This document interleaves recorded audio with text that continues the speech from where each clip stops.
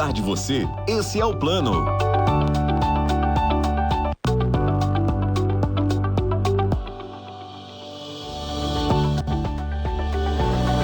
E estamos de volta com mais um bloco do programa Saúde e Você, e a gente vai continuar falando de coisa boa.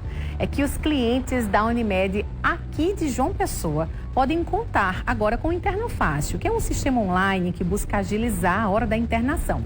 Confira como funciona. Cuidado Unimed João Pessoa é para todas as horas, até para aquelas em que você e o seu médico podem programar sua cirurgia.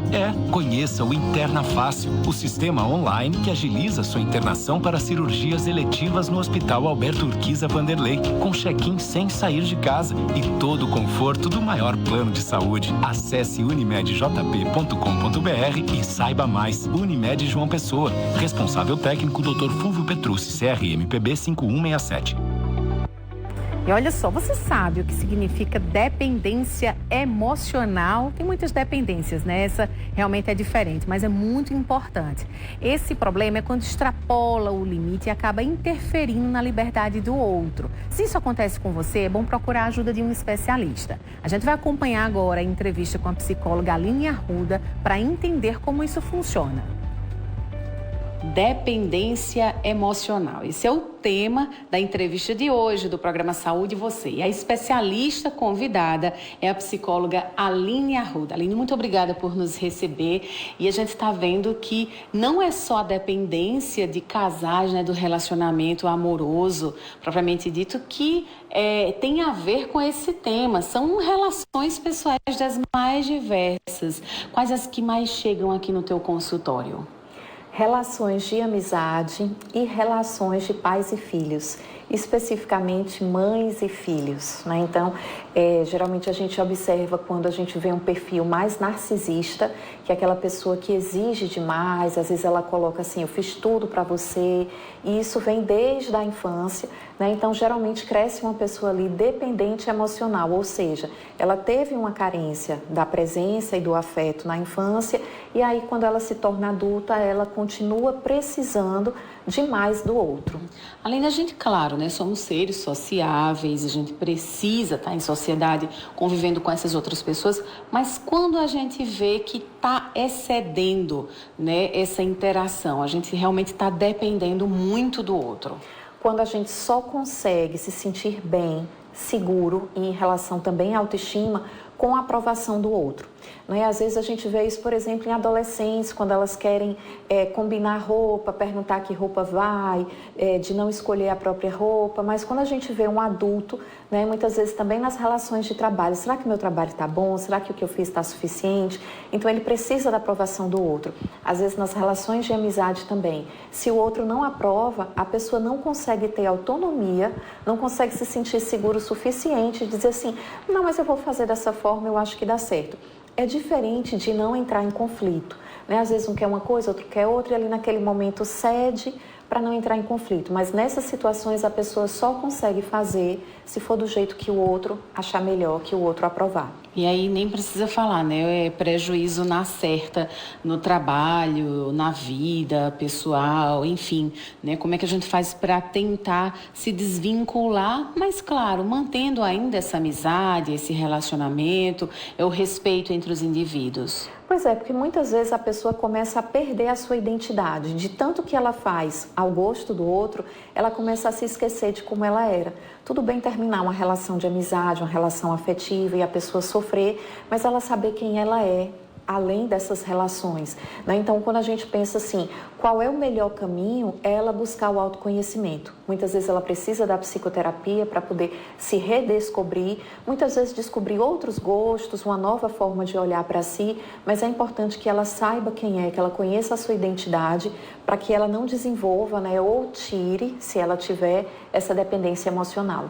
Apesar de que é importante a gente sempre ouvir o outro, até para saber se a gente está agindo certo ou não, mas tudo tem limite.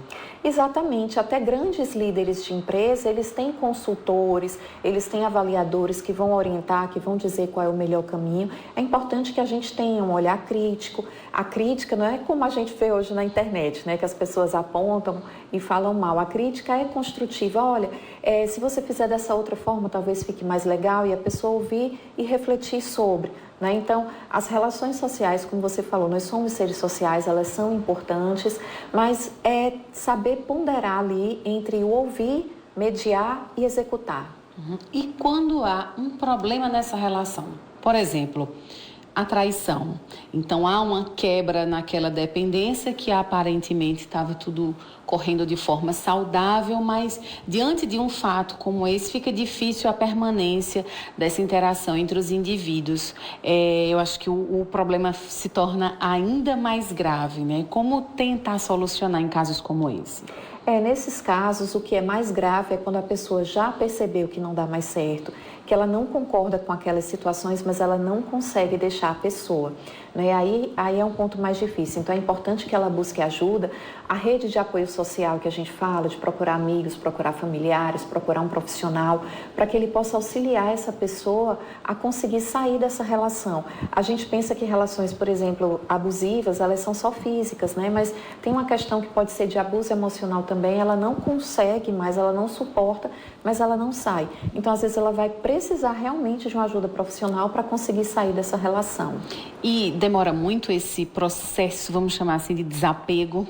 É muito subjetivo, né? O tempo de cada um é subjetivo. Por exemplo, essa pessoa teve outras perdas, como foi o processo de superação nessas perdas? É a primeira vez que ela passa por uma situação dessa?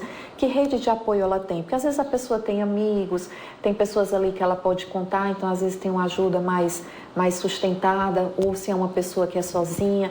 Às vezes tem questões outras, por exemplo, filhos pequenos. Então tem muitos fatores que é subjetivo a cada situação. Mas o mais importante é saber que é possível sim sair de uma dependência emocional. E quando um terceiro, né, a gente está de fora e nota que naquela relação tem alguém que está se doando muito ou está dependendo muito do outro emocionalmente.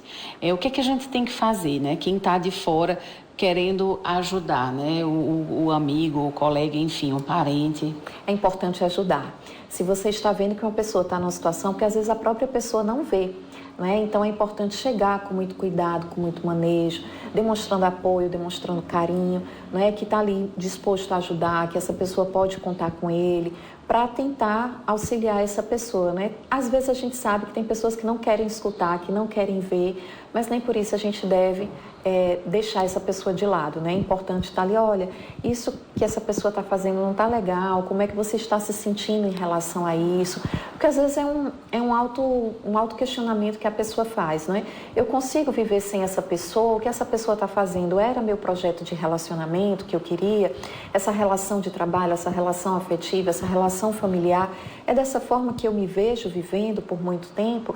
Não é porque às vezes a gente tem uma pessoa, por exemplo, um pai e uma mãe, que tem uma forma mais tóxica, mais afetivamente negativa de lidar, e você não vai mudar a pessoa, mas você pode mudar a forma como essa pessoa te atinge. Então, colocar limites, colocar barreiras, sabe? Dar uma certa distância que não seja de romper, mas estabelecer limites. Então, é um processo que você vendo uma amiga, você pode, né, conversar com ela, abrir os olhos em relação a isso. E há um perfil dessa pessoa que é dependente emocionalmente, atinge mais mulheres, homens, jovens, enfim, que a gente já reconheça assim de cara que tem alguma coisa errada?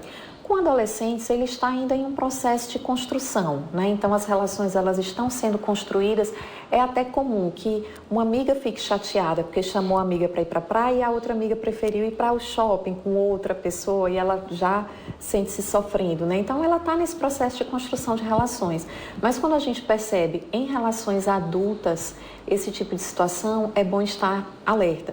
É mais comum a gente ver em mulheres, porque mulheres elas têm um ciclo social de cuidado mais comum culturalmente, né? Isso não significa que é porque é genético, é da estrutura. Culturalmente, as mulheres têm um perfil de cuidado maior do que os homens. Por outro lado, as mulheres sofrem menos tempo porque elas tem uma maior abertura para chorar, para pedir ajuda. E o homem, a gente ainda tem socialmente aquele perfil de homem não chora, homem não pode ser frágil, homem não pode ser vulnerável. Então, a gente tem essas questões. E é bem complexo, né? Quando acontece próximo a você ou com alguém da família. Como você sugeriria para uma pessoa abordar a outra para começar a tentar ajudar ali nessa relação? É bom perguntar para ela, né? Um questionamento que a gente faz, espelho. Né? Como é que você está se vendo nessa relação? Como é que você está vendo a troca entre o que você dá e o que a pessoa dá para você? Porque quando ela começa a falar, essa fala ela muitas vezes provoca uma reflexão, né? Parece que não está exatamente como deveria ser. Veja, as relações perfeitas elas são utópicas, as pessoas têm defeitos, mas a gente vai precisar conviver com defeitos com os quais a gente consiga lidar. Tem defeitos que a gente não consegue lidar e a gente precisa estabelecer esses limites. Eu não fumo, estou com uma pessoa que fuma. Como é que vai ser isso? Né? Então, são situações que você... ele sempre deixa a toalha em cima da cama, eu vou lá e tiro a toalha, estendo a toalha. São esses manejos, né? Então, você está vendo uma pessoa, ela não está vendo, comece a conversar com ela sobre isso. O que você reclama dele, o que ele reclama de você, né? O que você gosta nele, o que ele gosta em você... O que te faz querer continuar com essa pessoa? Por que você acha que essa pessoa quer continuar com você? Porque às vezes as pessoas se acomodam também em relações que já não estão sendo sustentadas por nada, né? Apenas pelo tempo, e aí é complicado. E aí tem origem, então, o problema, já que a relação um tempo antes era tão saudável, tão boa? Então, a questão é, será que era saudável? Né? Ou será que há um deslumbramento, uma fantasia, uma ilusão com aquela relação? Né? Às vezes as pessoas dizem assim, eu quero estar em um relacionamento, seja como for, eu quero estar em um relacionamento. E às vezes vão aguentando coisas, e no início são descobertas, né? Novidade, e aí ela vai deixando passar. E de repente, quando ela se dá conta, já ficou bastante desagradável, mas ela também já faz tanto tempo que eu estou com essa pessoa, não vou mais deixar. Então, na verdade, a gente tem que avaliar toda e qualquer relação, seja, né, afetiva, do trabalho, de amizade, do começo, o meio e se porventura chegar a um fim, isso também tem que ser levado em consideração, porque pode ocasionar em algumas pessoas um bloqueio para novas relações. Isso é possível, né? É muito possível. Inclusive a pessoa atropelar, né? Terminou uma relação, aí está sofrendo, não quer sofrer, emenda em outra situação, né? Veja, sempre se há um diálogo, né, se tudo é conversado desde o início, é mais propenso que o relacionamento tenda a dar certo. Né? Às vezes as pessoas vão deixando passar, e aí quando viu, deixou passar muita coisa para começar a exigir lá na frente. Então é melhor já olhar isso desde o começo da relação. Muito obrigada, Aline, pelas tuas palavras. E a gente espera ter ajudado o pessoal em casa também, porque é algo que a gente, vez por outra, a gente pode enfrentar, né? A gente conhece muita gente todos os dias, se vincula e de repente tem algum problema ali no meio dessa interação que pode vir a prejudicar não só você, mas também outra pessoa. Então a gente espera que esse alerta chegue até você para tentar solucionar esse problema e seguir sua vida normalmente. E olha só, agora a gente vai mudar de assunto, vai falar de gripe. Quando a gente fica resfriado, né? O que a gente mais quer é ficar na cama, descansando. Mas existem alguns alimentos, viu, que podem ajudar a acelerar esse processo de recuperação da inflamação e nos dar mais energia. Como, por exemplo, caldos e sopas, que são grandes aliados, viu, nesse processo. Eu acompanhei o preparo de uma receita de sopa deliciosa e muito rica em nutrientes. O alimento é como um remédio que nutre e ajuda no controle dos processos inflamatórios. A nutricionista Maraísa Cavalcante sugere uma sopa capaz de trazer inúmeros benefícios para quem está precisando de energia durante uma gripe. A sopa, só por ela ser quente, ela já dá aquela, né, esquentada no corpo e a gente deixa mais disposto, né? E eu costumo dizer que é uma oportunidade de você dar uma nutrição para o seu corpo, né? Até porque em alguns momentos a gente precisa de nutrientes, né? A gente precisa de um reforço maior. E na sopa você pode combinar ali vários temperos, né? Várias verduras e vai ficar uma delícia. Tudo começa na panela de pressão. Cebola, alho e tomate para refogar com azeite. Depois entra o frango temperado com temperos secos, a gosto e coentro.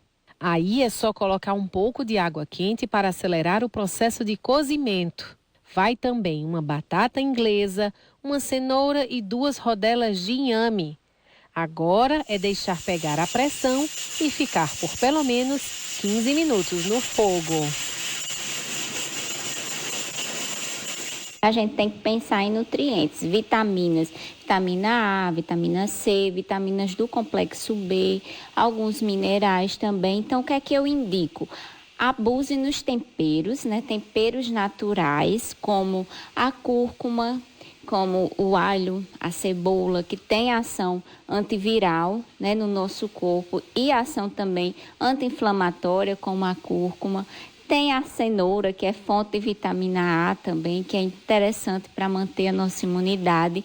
Como também o nosso inhame, né, que também é maravilhoso para elevar a nossa imunidade também.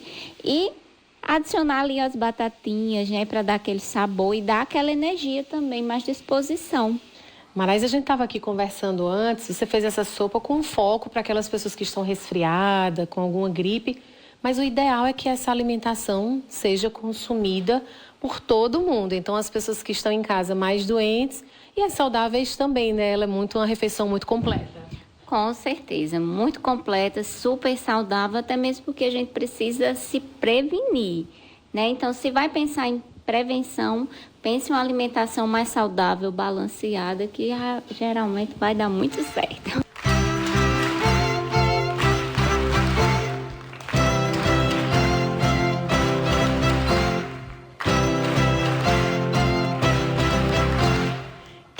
Prática e saudável, a sopa pode ser feita com sobras de verduras, de feijão e a proteína do almoço. E dá para armazenar por alguns dias sem perder o valor nutricional. Você pode congelar. Se você vai consumir no outro dia, não tem problema. Pode guardar na geladeira. Ele vai, sim, conservar muito bem. Agora, se você vai demorar um pouquinho mais, eu sugiro que você congele essa sopa, que aí não vai ter problema nenhum. E sobrou alguma verdurinha, alguma proteína, ou uma carne, ou um frango, até mesmo um peixe, com certeza você consegue fazer uma sopa à noite, até o feijão, né? Que dá aquela energia, faz aquela sopa de carne com feijão. Menina, é maravilhosa. Bem, para quem gosta de sopa, ela é ótima, viu? Porque ela é bem leve. E aí, claro, você pode botar carnes e outros ingredientes para deixar com o seu gosto. Então, aproveita esse final de semana, junta a família, já janta uma sopinha, porque é até bom para a saúde. E o programa de hoje vai ficando por aqui. Até a próxima semana. O encontro, você já sabe, é marcado sempre às 10h30 da manhã deste sábado, com reprise no domingo ao meio-dia. Até a próxima.